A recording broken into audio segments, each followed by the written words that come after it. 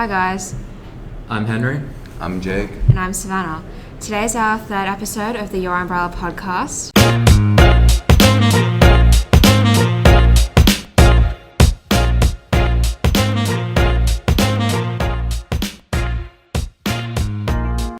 Just before you listen to this one, make sure to tune into our first two episodes. We posted them on Monday and Thursday, so they'll just be on our channel.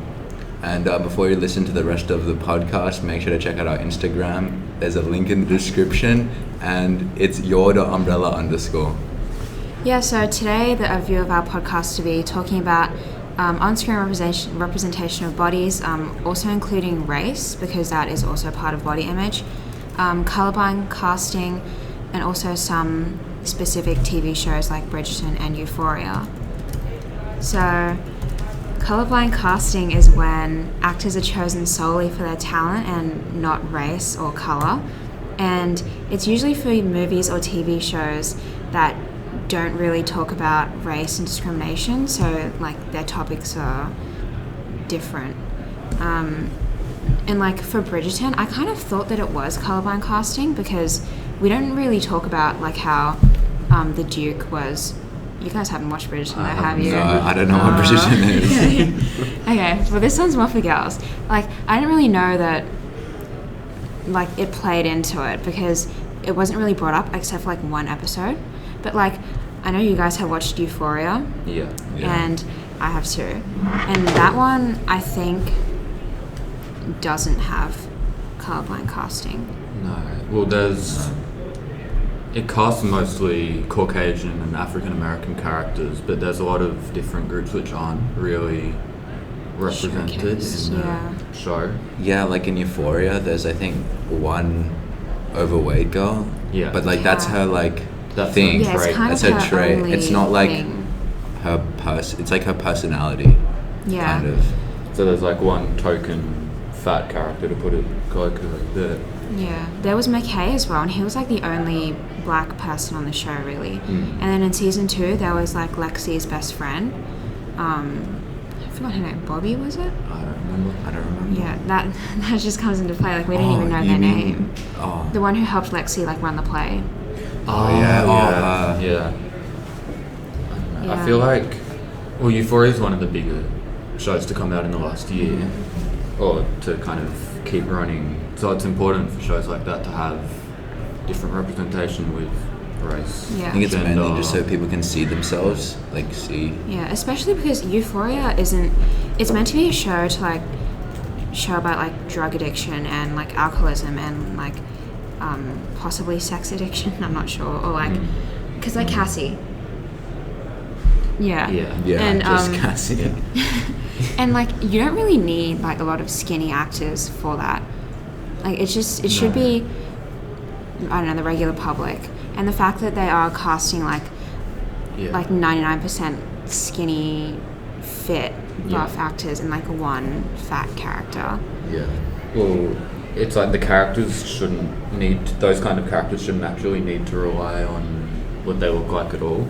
Yeah. Which is what Yeah. colorblind casting refers to, where it doesn't rely on that. Yeah. And it's just like, I don't know, it's... Now, I know the second season of Bridgerton, I haven't watched it, but I've heard that the main female lead is a person of color, and they actually talk about their culture in the show. I'm not too sure about that, but that's like a step forward in like progressiveness. Who's the Bridgerton main guy? It's Anthony Bridgerton, or like Jonathan Bailey for season 2. Yeah. But for season 1, it was Simon Bassett, who's reggae something. Yeah. I feel like I haven't seen Bridgerton, but from what I see of the main characters, they're quite in prominent like culture. They're people of colour and such.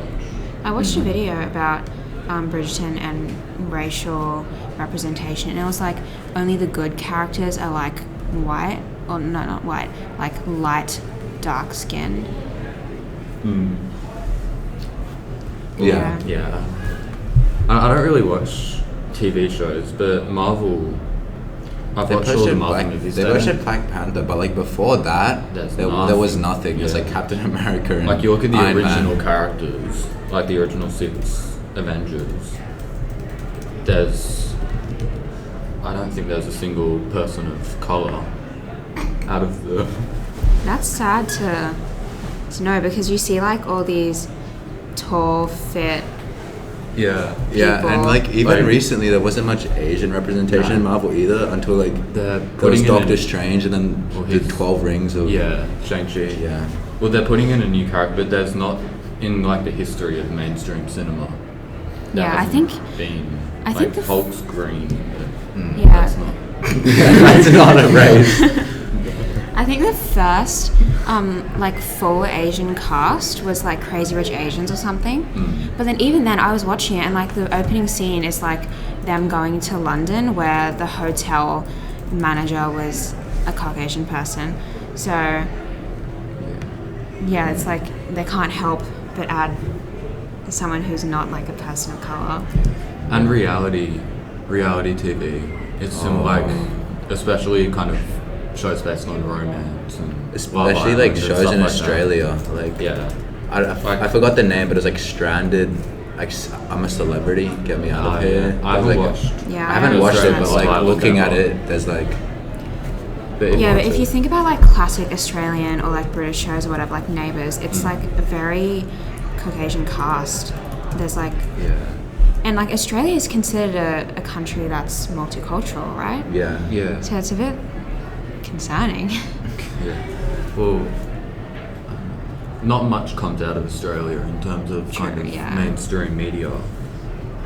But a lot of it comes out of in Western media, UK and Yeah. USA, Yeah. which, and none of it is kind of has that diverse representation. No, I'm really glad about Sex Education though. Like it's a teen show that shows like good body representation and also like race representation. And it's got representation in different race, sexualities as well, and Yeah. kind of gender, kind of fluid people and Yeah. such. And yeah, there aren't many shows like that coming out of Western Yeah. kind of TV, so it's good to see mainstream ones. The thing that I understand though is like when they adapt books with already developed characters who might look a certain way, they try to find an actor that looks that way. And like that's understandable because they want to try and make the author's dreams come true, I guess. But then for other things that don't already have like a story behind it or like developed characters, I don't see why they all need to be like a certain this or that. Like they might as well do colorblind casting for that. Well, I think like there's that, but then there's also the problem of just, I don't want to say this, but like there's the Harry Potter thing where J.K. Rowling just started making Yeah. claims, and like it's not bad to try and include multicultural, but like I don't know, just like But trying to use it to appeal. I feel like it doesn't, to have like a token character Yeah, that's where I think that's that's their worse. character trait and that's Is to kind of be. all that they're there for. And especially when you're trying to introduce that off like 10 years after the actual I know. like thing is finished. Yeah, in the Harry Potter there was the two twins, like Padma and something else, and I'm pretty sure they were Indian. Yeah. And then there was Cho Chang, who's like East Asian. And Yeah, I mean, Harry Potter, there was no different representation in terms of sexuality or gender, Yeah. really. Yeah. Yeah. And while that wasn't a thing of the, which was greatly appreciated at the time, it's still relevant today. it's still relevant, and Yeah. it's like And it's something maybe- that people need to consider. Yeah, I feel like the authors and like movie producers and whatever should acknowledge that they weren't thinking it at the time, but they shouldn't. They should like broadcast to their audience that like multiculturalism is a thing, and like don't look at these characters and like don't try to see yourself in them because like it didn't happen, something like that. I think that would help maybe. I feel like with the J.K. Rowling example, I believe she tried to make some different characters kind of diverse in sexuality and such, and then she went on like a transphobic rant Or Yeah, So I'm not it's too like- sure about that. Yeah, it's like it's kind of conflicting messages in a way. So it's like, do you actually believe that that's what you wrote those characters as, Yeah. or are you Yeah. just trying to appeal to another A audience to larger try and audience. sell Yeah. more? Or to try appear as a more like, I forgot what the word was, but like a more including person, Yeah, Inclusive. inclusive person. Yeah. So, do you guys watch any other like movies or TV shows that like stand out to you? I don't watch much. I watch reality TV sometimes, but not. I don't know. I don't watch much. Oh, Yeah. about reality TV. I used to watch Dance Moms, like the first 4 or 5 seasons of it, and Dance Moms. yeah, have you guys heard of it? No. What? It's so What popular. is Dance Okay. Moms? It's like okay, it's basically a show that follows a bunch of girls in a dance team and their moms as like their moms try to help them get like appreciated in the dance world. Yeah. And like for the first 4 or 5 seasons, there was like only one black girl on the team. Right. And it's I don't know if that comes to a play of like the show writers didn't want too many like people of color or something. I don't know, but I find that hard to believe that only one person in like the city of Pittsburgh, Pennsylvania, that wanted to join that dance team, and that wasn't good enough or whatever. What's some other reality? I guess the Kardashians. Reality TV. Which But, There's like, in there's terms- so much stuff on there. on the Kardashians. Yeah. Well, they're the biggest. Yeah, influencers because- in the world. Okay, the Kardashians, like Kourtney, Kim, and Khloe, they're meant to be Armenian, right? Yeah. Really? Yeah. And I think their skin color is meant to be like lighter, Why? because then a lot of people go on about how they like tan their skin and then they bleach it afterwards, and they're like trying to mold into the different like trends that's going on at the time. And then I've heard about like Kim Kardashian taking away from black culture by box braids. Do you know what they are? No. It's like when you section off bits of your hair and like braid it. Right. Yeah, and it's supposed to be like a black culture hairstyle kind of thing. And then instead of Kim Kardashian like acknowledging that it's from another culture, she kind of like stole it, I think. Yeah. Yeah. I feel like it gets them more publicity in a way, and often that's what influencers care about. Yeah. And then also, like, away from race, with body representation, with the Kardashians as an Yeah. example. It's like, There and was- reality TV, like Love Island, would be, if you were kind of struggling with your body image at the time, Love Island would help. 'Cause- Yeah, I don't watch Love Island or those shows like that, No, but neither. I did watch an interview, no, not an interview, like a YouTube video of someone who was in Love Island, and then they like had to lose a bunch of weight before they could get on the show, and then they were like only on for like, I don't know, a day, and then it really took away from their self-esteem that they couldn't eat like bread Yeah, and stuff like they the body standards of being in the industry is like large. Like there's things like, I forgot the actor's name, but it was in the Joker, like Joaquin Phoenix or whatever, and he had to lose like Yeah. a lot of weight. Yeah, it sucks though, because like it's even for a lot of movies and shows that don't include or like that don't need fit people, and they just kind of want to bring up the aesthetics, but like in reality I don't think like I care about what the actors really look like. It's Yeah. more about like the content. Yeah. Like, I'm not gonna stop watching if I don't find Yeah, like if I a find protagonist attractive. like Yeah. if the protagonist doesn't have like a 8-pack ribs, like I'm not gonna be like, oh, this show's terrible. Yeah. Should move Yeah, on. that's like Especially crazy. in not reality. Is there a word for that? Like, not reality TV. Regular What? TV? I don't Yeah, know. like TV shows and scripted TV, where they're actors. Like, you can pick and choose whatever you want, really. Yeah. So you don't actually need to I have know- actors which are Yeah. perfect. Like, I know for The Devil Wears Prada, do you know that movie? I've heard of. Oh, yeah, it's like a fashion movie that stars Anne Hathaway. And Anne Hathaway had to like lose like 12 kilograms or something in order to play that character. And that's like crazy to think about. And like in a time period too. Like they'd be under stress. Yeah, you'd have to like take substances at that point. So that's like colorblind casting, or like the opposite of that. Yeah. Basically. Because Google says that colorblind casting can relate to a ethnicity, body shape, sex, gender, whatever. Yeah, like you So have when seen. you require an actor to look a certain way when you cast them. That puts a lot of pressure on the actor as Yeah. well. But then in that case, I think they should look for actors who already have that certain body shape or size instead of trying to like present an awesome opportunity to an actor and like kind of guilt trip them into doing things to their body. Yeah.